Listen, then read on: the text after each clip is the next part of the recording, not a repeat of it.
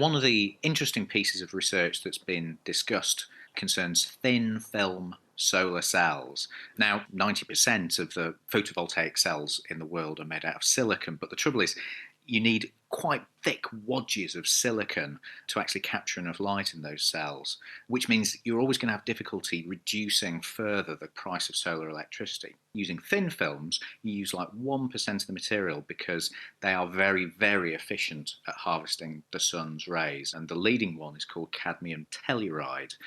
The big disadvantage is that to make it work properly, you need to bathe the cell in something called cadmium chloride, which is extremely toxic. It causes heart diseases, kidney disorders, and it would be a serious environmental pollutant if it ever gets out into rivers.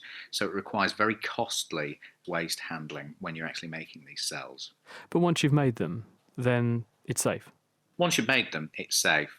So researchers have basically looked at this process and gone, let's find an alternative to cadmium chloride. This is a major problem. And they looked at lots of different chloride salts and they found magnesium chloride did the job just as well.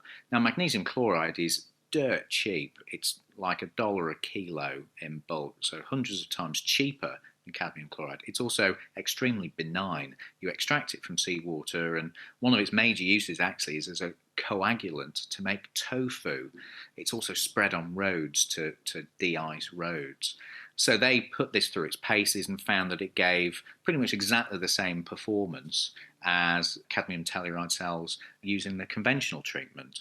And what it's actually doing, the chloride ions go in, and in the middle of the cell there's a junction between two different materials, cadmium telluride, cadmium sulfide. Electrons need to go in the right place at the right time, and if the junction is not perfect, they don't. What the chloride is doing is smoothing that junction out so the electrons go where they need to go, you get a nice circuit and current flows. So why did these guys try the tofu coagulant now? Why did they end up originally making these things using such toxic chemicals? Why didn't they try the simple stuff first?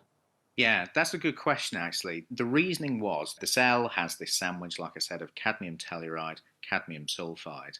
They want to get chloride ions in there. How do we do that without mucking up the chemistry of the other materials? Well, let's put more cadmium in there, and then it's not altering the chemistry at all. Hence, cadmium chloride is the thing that you treat it with. And generally, people have felt that there wasn't any use looking for other chlorides because the other metal ions that you have to put in there would kind of muck up the chemistry. And if you sort of look at the performance of these sorts of cells, how good are they compared with those big slabs of silicon that people are currently putting on their roofs? Well, in the lab, silicon cells reach about 25%. Cadmium telluride has just got above 20%. And in their hands, using this magnesium chloride treatment, their cells reached 15% efficiency. So basically, that's a sign that this is a very promising process. And it's also, interestingly, a sign that having that extra magnesium in there doesn't really seem to affect the performance of the device at all. It's still not brilliant, though, is it? 15%. When you're looking at solar cell efficiencies, 15% is what a lot of conventional silicon cells actually produce. And there's always potential to refine these things so that you push up the efficiencies here and there.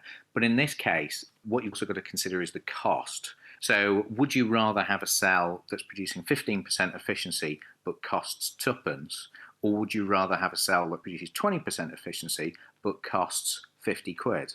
Well, you'd want the cheaper cell because you can deploy more of it and ultimately harvest more of the sun's rays.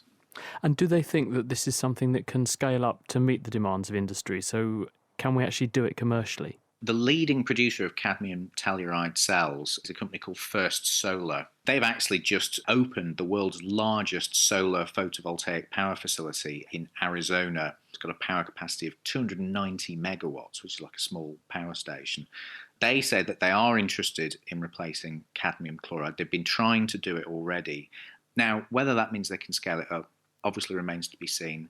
There are other issues to consider, like what about the long-term stability? It might last for a year in the lab, but it needs to last 10 years, 15 years when it's deployed in the field, and it's got to withstand rain and temperature variations and things like that. So really, for when you get to commercializing these sorts of technologies, those longer-term tests are crucial because that is when some materials fall down.